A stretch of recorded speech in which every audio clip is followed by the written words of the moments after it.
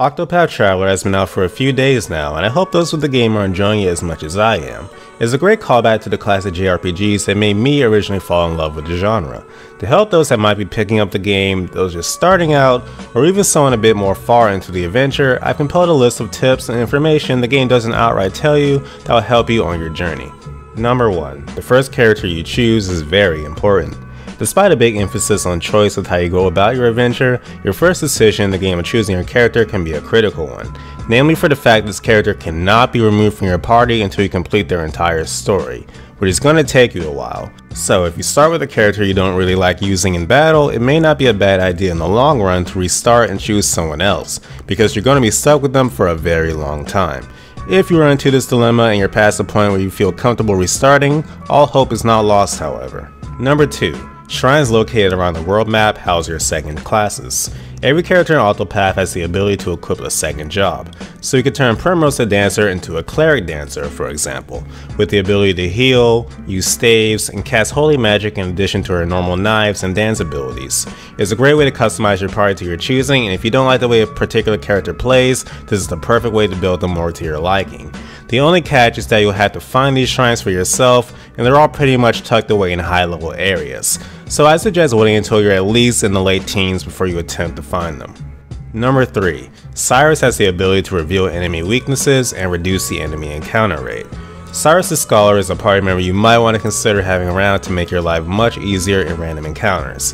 His talent, Study Foe, lets you see one of every enemy's weakness at the start of a battle. So, if you're fighting 3 random enemies for the first time, at the start of the battle you get to see one random weakness for each of them, so you'll have a better idea of what to use to break their shields instead of trying random things. And this carries over to new battles, so you'll get a second weakness reveal on those same monsters you fought before. Take it from me when I say this will make your life a whole lot easier, especially in high level areas where you're at a disadvantage. One of the support skills of the Scholar class called Evasive Maneuvers will reduce the enemy encounter rate. Very handy for when you want to get through areas easier. Number 4. Use Inquire and Steal on everyone you can. Path actions are very useful in Octopath, and in my opinion these two might be the best. Inquire will not only tell you about random characters, some of these entries are laugh out loud hilarious, but you'll often get random bonuses like a hidden item being revealed on the map for you to pick up, a discount at a shop, a new item for sale, or even progress for a side quest.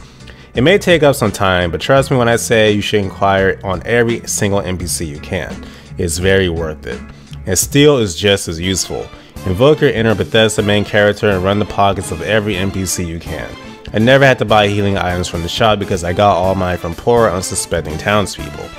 Fail too often and you'll ruin your reputation, requiring you to pay a fine to restore it, but the risk can be very worth it. You'll find everything from stat boosting items, rare and unique equipment, and sellable items for purely money. And number 5. Buy or steal the items off TRESSA'S parents. TRESSA'S parents and Riptide have 2 of the best early game accessories on their person when you talk to them, the Dragon Scarf and the Beastly Scarf. The Beastly Scarf will restore 100 HP to the wearer after their turn ends, which can come in handy for drawing out boss battles. The Dragon Scarf, however, is the real prize, restoring 6 SP after the wearer ends their turn. Slap this on a magic user like Cyrus and you'll be able to spam spells to your heart's content without worrying too much about your SP running out. Both these accessories cost a pretty penny, but if you have the funds, I highly suggest getting them, the Dragon Scarf in particular.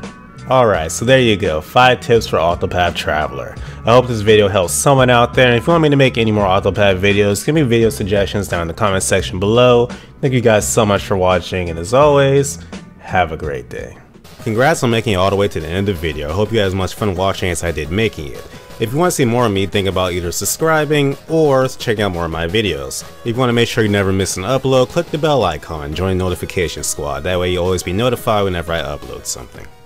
A big thanks to all my patrons on Patreon, the rookie tiers and up, Westtown HD, Nightmare Alpha, Raheem and Amber. Thank you guys so much for your continued support. Your support helps keep this channel alive and you have my eternal gratitude.